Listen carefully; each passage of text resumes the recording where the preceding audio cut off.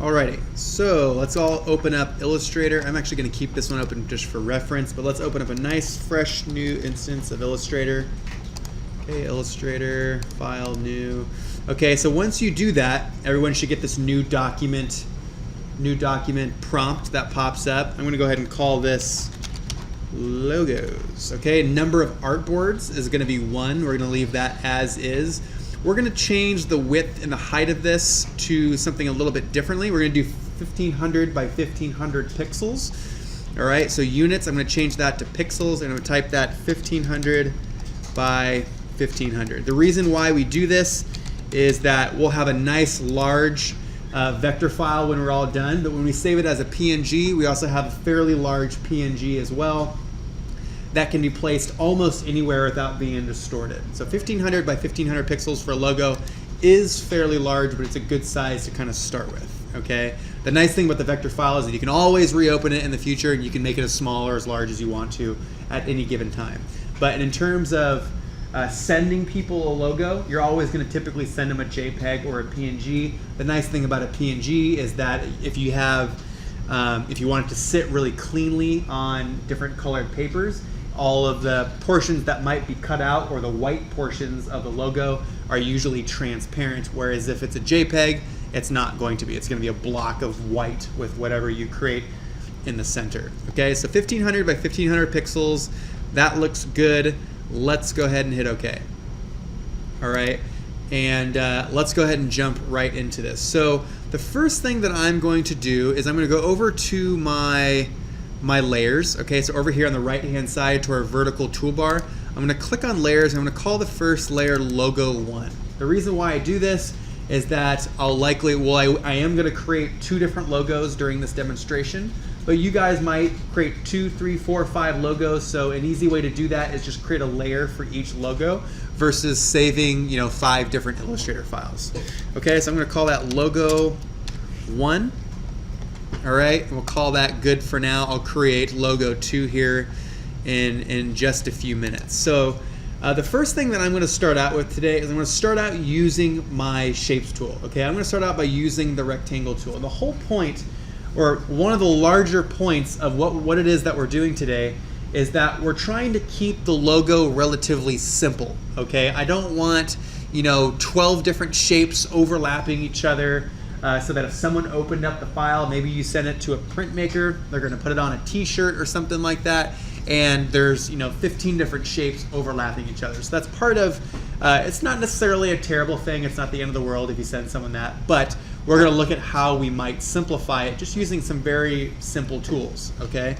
So I'm going to start out by taking my rectangle tool, all right, and I'm going to start to create some of the very basic shapes of the logo, okay? I'm holding down Shift right now so that I can keep that perfect square, all right? And I'm gonna go ahead and we'll do it. I'm just kind of eyeballing this. I'm making this up as I go, okay? So I'm gonna create that square, all right? Right now it just has a gray stroke with a white fill. I'm going to make this a solid color. I'm actually gonna get rid of the stroke altogether. Don't want the stroke. Go back to my main fill. Let's get a nice color that pops pretty well. Maybe it be this nice teal color. Let's go ahead and use that. Sorry, my eyes are kind of twitching a little bit. Been staring at a screen a little bit too long today. So I got my first little block of color, and then from there, before we move on too far, let's go up to where it says Window, and we are going to go down to where it says Pathfinder. Okay, so this is the tool that we're going to focus on mostly today, is the Pathfinder tool. And then with the Pathfinder tool, we'll use tools that we've already learned so far. We'll use our pen tool. We'll use our kind of our basic and more common shapes like our rectangle, or maybe our ellipses and some of the other shapes that it comes with. But mostly we're going to use the pen tool, our different shapes tools, and the Pathfinder tool. Okay. So what the purpose of the Pathfinder tool does is it allows you to take common shapes like squares and other shapes that we might create, and it allows you to merge them into one shape. It allows you to intersect them, to subtract them, and etc. What exactly does that mean? I'll show you, and it'll start to kind of make a little bit more sense, okay? So I'm going to put my Pathfinder tool down here just to the side for now. I'm going to go back to my pen tool, and I'm going to add another shape to this logo, okay? I'm gonna go to the idea of the shield. We all saw that just a few seconds ago. I think it was right here. So I'm gonna create something, maybe a little bit more similar to kind of like that, okay? So I'm gonna take my pen tool and I am going to create a triangle. I'm gonna create a triangle that represents the base of my shield, okay? So I'm gonna let my pen tool align with the edge of my square. I'm gonna click one time. I'm gonna hold down Shift, okay? I'm gonna let my pen tool intersect the other corner. Notice that, my grid lines, my guidelines are popping up so that my pen is snapping to that edge. So I know it's in the correct location, and I'm holding down Shift so that I know my line is straight. Otherwise, it's very easy to accidentally make it a little crooked, and believe it or not, I know a lot of us have a tendency to try to eyeball it, and as much as, it's probably most of us can do a pretty darn good job eyeballing it, you will notice, and I could tell in some of the assignment 3s, I can see the little difference in gaps between the frames, and they're not perfect, but people notice those kind of things, all right? So I'm holding down Shift, let that align, okay, right here.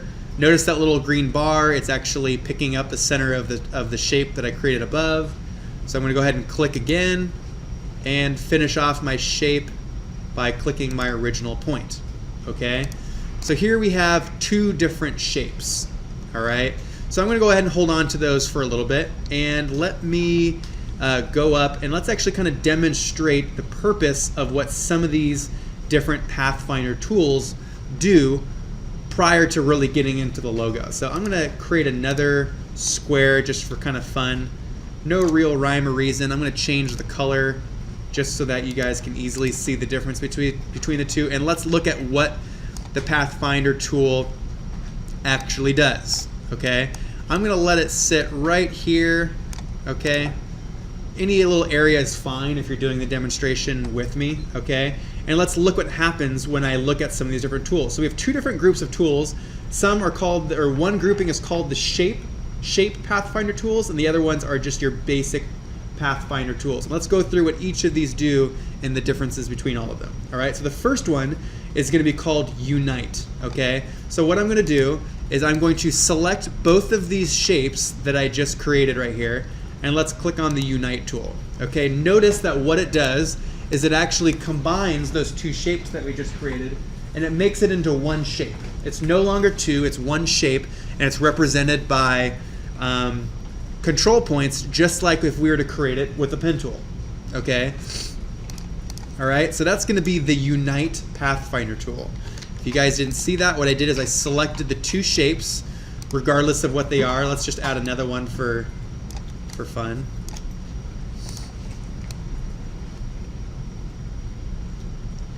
Do something like that. I'm gonna select these 3. I'm gonna click on Unite, and we have this new shape.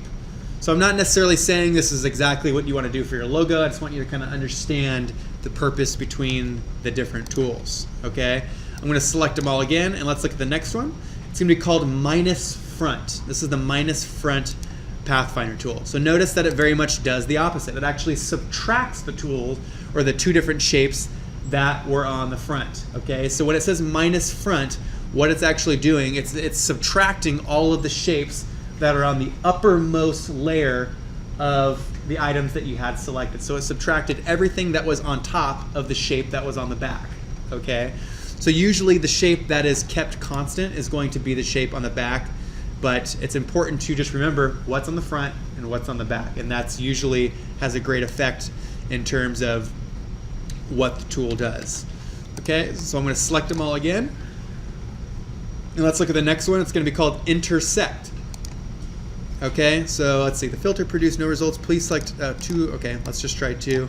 I'm going to select these 2. I'm going to click on Intersect, and notice that the difference between this one is it's actually keeping the area of the 2 intersections of the 2 shapes, okay? So notice that these 2 shapes right here intersect in that little area. I select both of those shapes, and it gives you that.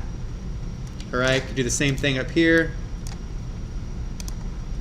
Keeps that intersection. So it's a lot easier than taking your pen tool and say maybe overlapping a couple shapes, and then you try to go and trace it. Well, You know, I don't need to fight having a perfect curve. I know I have a perfect curve because I'm just using basic shapes and combining them with other shapes, other basic shapes. Okay, so let's look at the next one. The next one's going to be called exclude. All right, I'm going to select all of these shapes again. I'm going to click on exclude, and notice that this one, a little bit different from the first, it actually excludes the intersections. All right, so here, instead of keeping these two areas, it's actually removed them.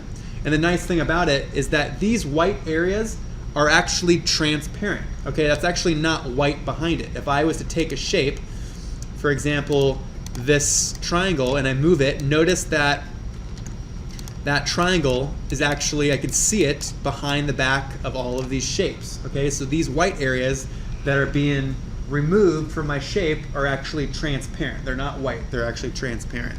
So if you wanted to put something behind it, you could do that. Maybe I want these little areas right here to be, let's say we want them gray. Okay, I might go over here to my rectangle tool and I trace this to be that color. I'm going to go to black. I'm going to add an opacity of maybe 50%. That's actually gray. And then from there, I'm going to click on that square. I'm going to right click and go to arrange. Okay, arrange. This is a great way if you ever find yourself, maybe your objects in your scene are not really where you want them. Maybe one's too far in the back or it's too far in the front. You can go to arrange and easily send something to the back. Okay, so now that block of color is now in the back. Or I could click on it again, arrange, bring to front, or I can just do bring forward or bring backwards. Another way that you could do that is if you go over to your layers, you can also click on the drop-down menu and you could actually rearrange the layers into whatever fashion you want. So remember that it works just like Photoshop, kind of like a sandwich. Whatever's on the top is going to be what's represented on the top on your screen as well. All right, I'm going to get rid of that. Let me get back my block of green. Okay, so let's look at some of the other ones. Okay, so now if we go down to the bottom, the next one we're going to look at is called the Divide Pathfinder tool. Okay, I am going to select two shapes, click on the Divide tool, and notice that now, if when I click on these two objects right here, and actually let me go back and let me include all of them. I'm going to select all of these shapes right here. I'm going to click on the Divide Pathfinder tool, but notice that we don't get any like immediate results. Well, it did do something. If I click on this now, it's all one group. Okay, if I double click on the group, it's going to activate the group. Okay, and then notice that I can now select any one of these individual pieces. So it actually took the shapes and it broke them into a variety of shapes based on their intersections. Okay, I can now go through and I could select, I could delete any of the pieces that I want. Okay, so it took all of our shapes, didn't necessarily delete them from the scene, but you now have the freedom to delete and remove them or use pieces. You may not want to delete them, but maybe you want to select one and move it and use it somewhere else. Maybe you put this, maybe it's reflected, you know, down here or something like that. You hit divide? That's the Divide tool.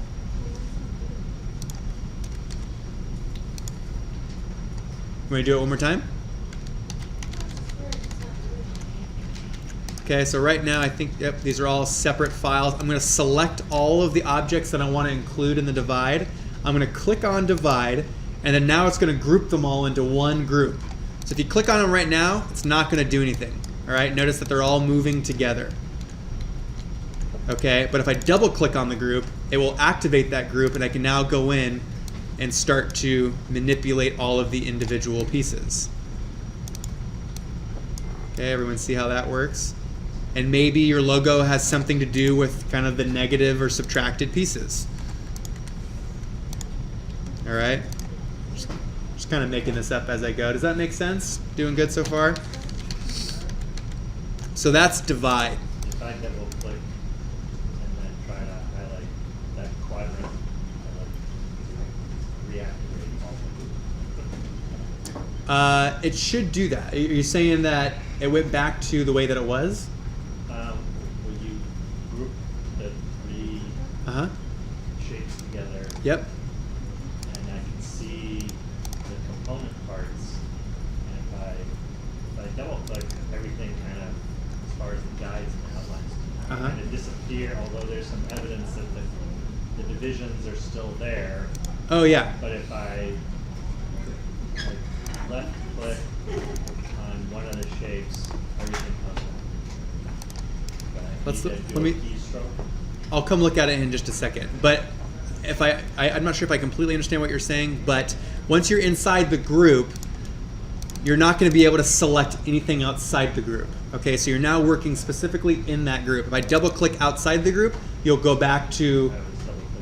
Okay, so if you double click outside the group, you're now back into the main context of what you're working with. Okay, so I'm going to click on it. I'm going to click on ungroup. Okay, now it's no longer group, but I still have all of my individual segments. Okay, if you don't want them to be in a group anymore. Sometimes I'll have students, they'll do this like 6 times, and they have groups inside of groups inside of groups inside of groups. So once you're ultimately done, you might ungroup it and just leave it into its kind of more simplistic state. Okay, so let's look at the next one. Oh, I lost my circle. So the next one we're going to look at is going to be I think this is trim. Okay, so let's select our shapes. Let's see what we get. So we're going to click on trim. Okay, notice that this is a little bit different than the last one. Works the same way in terms of how it's grouped, but if I double click on our group and we start to remove the different pieces, we don't have individual pieces that are represented by the intersections, but instead we now have the void spaces of where our shapes were originally. Okay, so that's going to be the trim tool. All right, the next one is going to be merge. All right, merge. I'm going to go through these a little bit quicker, so I'm going to click them all. I'm going to select all of our shapes.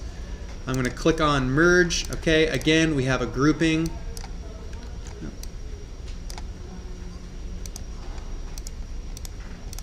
So if I click on them now, I go into my group. It actually kind of acted the same way as that one. I'm not sure what, let's see, what was the difference between merge and trim? I have to come back to that one. Not sure if I picked up on the differences between the two. So, but let's see. There's another one that's really, really good. Minus back. I think that's one of my more favorite ones. Actually, it's subtract. Is that one? I think in the CC version they've actually changed a few of these. Okay, let's just try a couple of more. I'm going to click on outline. Okay, outline. That created outlines of all of our shapes. Okay, so that actually removed all of the interior fills of all of the shapes, but instead we now have strictly line work of all of the shapes and all of their intersections. Okay, the nice thing about this is you can actually double click. Would you mind shutting that door, please? The nice thing about this is I can now go through, double click, and I could start to fill the shapes in with whatever colors I want. Okay, so if I don't want those same colors anymore, maybe you want to start to break it up, I could go through and double click on my fill and start to add some color to the individual shapes. Okay, so that's another option. Lastly, before we move on to actually creating a couple logos, let's look at the minus back option. So I click on that. Notice that it actually deleted everything that there wasn't an intersection on. Not really one of my favorite ones. I've never actually needed to use it, but it's there. So let's actually make a logo now. So I'm going to get rid of some of these squares. I'm going to go back to my original triangle that I had here.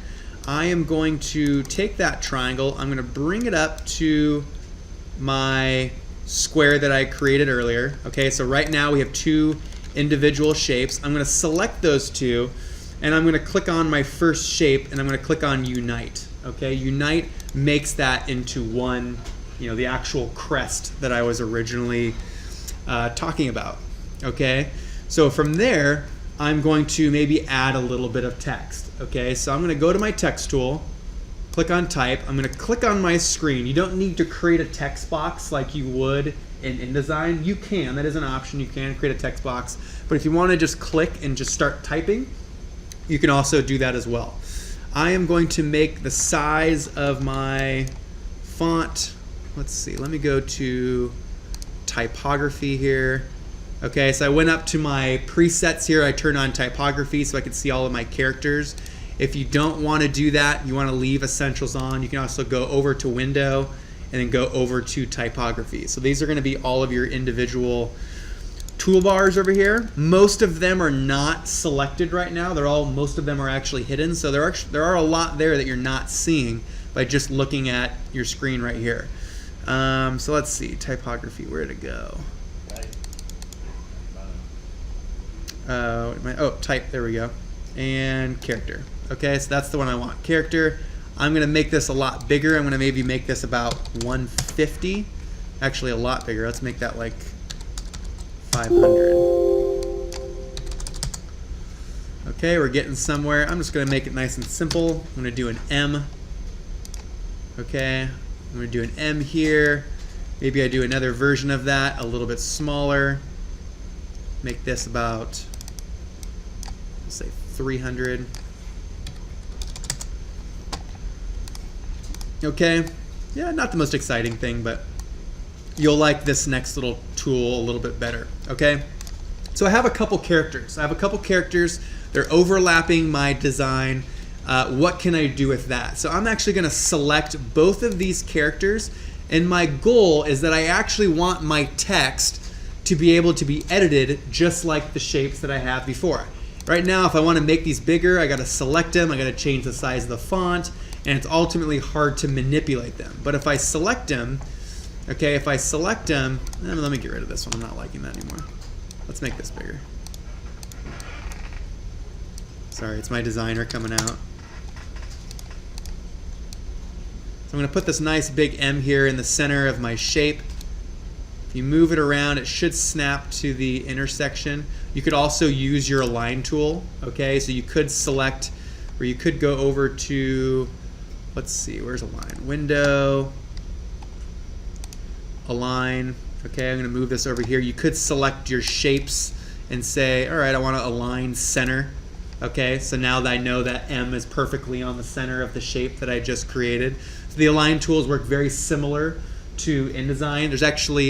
There are actually a far less align tools. Actually, I think in my opinion a little simpler in Illustrator. But I'm going to click on that M that I just created, and I'm going to go up to type, and I'm going to click on create outlines. Okay, I click on create outlines, and notice that if I double click on this now, it's a shape just like the shapes that we created before. If I want to take my direct selection tool, I could click on these and I could start to manipulate, you know, what that letter looks like, just as if, you know, I drew it with my pen tool. Okay, you couldn't do that before.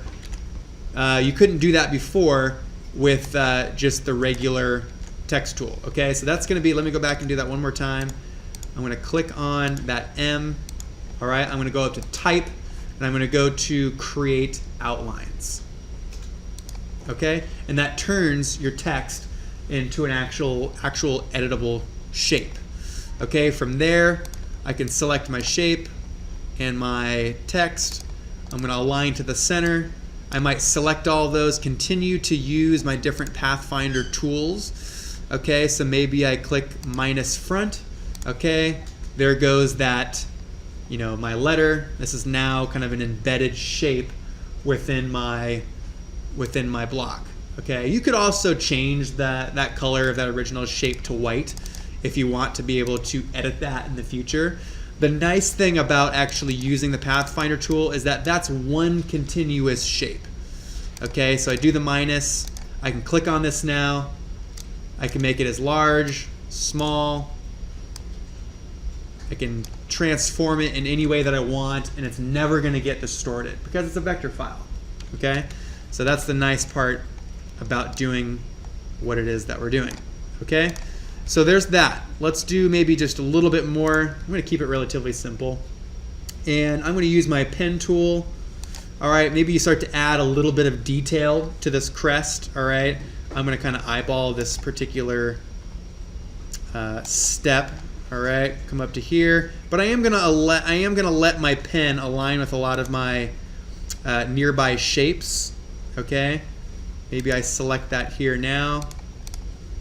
All right, I'm gonna take that. I'm gonna make it a different color. All right, so that you can see it. Select those shapes. Minus front. There's another little detail to my logo. Maybe we clip the corners a little bit.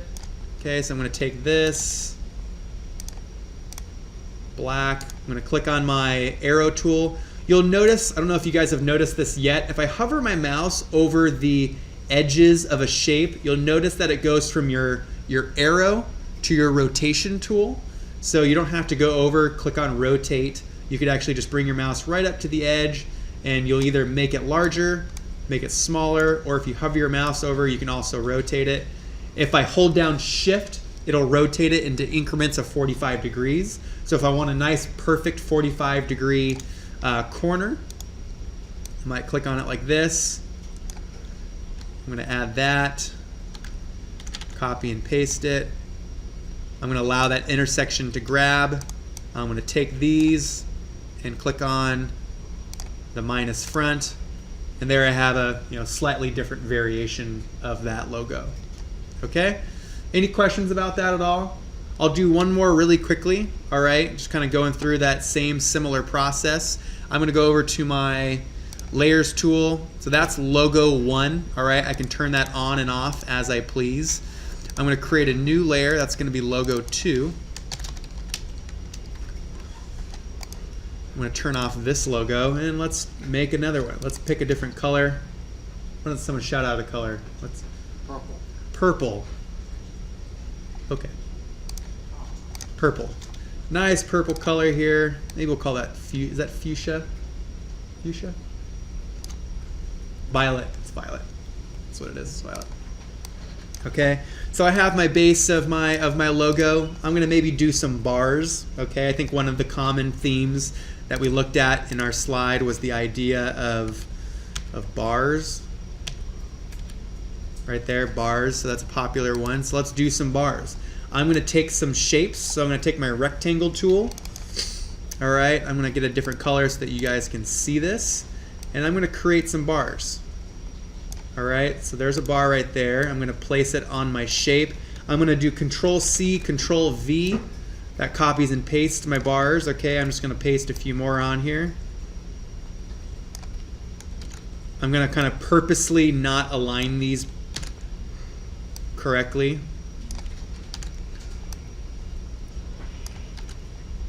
All right, so what tool would I use to try to fix this? Somebody? These aren't, so I'm looking at all these bars, I notice that they're not aligned properly. What might you use to fix that?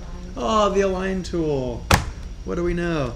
All right, so the align tool. So I'm going to select all of those bars that I just created. I selected all of them, okay? I'm just going to hold down shift and I'm going to deselect the background, okay? So now all I have selected are those different bars. I'm going to go to my align tool, and the first thing that I'm going to do is I am going to align at top. Okay, so I'm going to click on align top, all right, and notice that all of them are now aligned at the top and on the bottom because they're all the same size.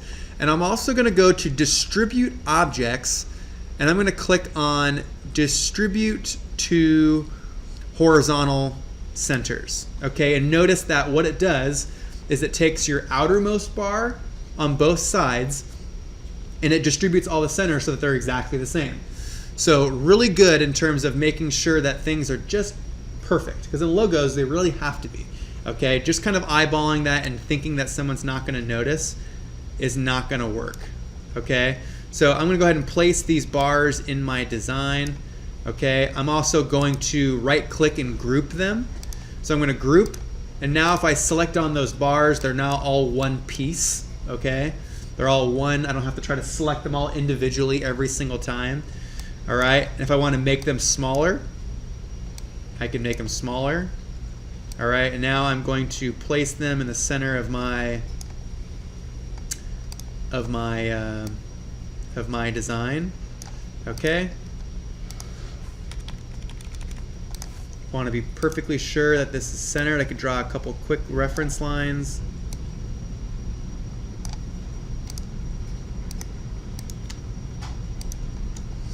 Let's change my stroke to black.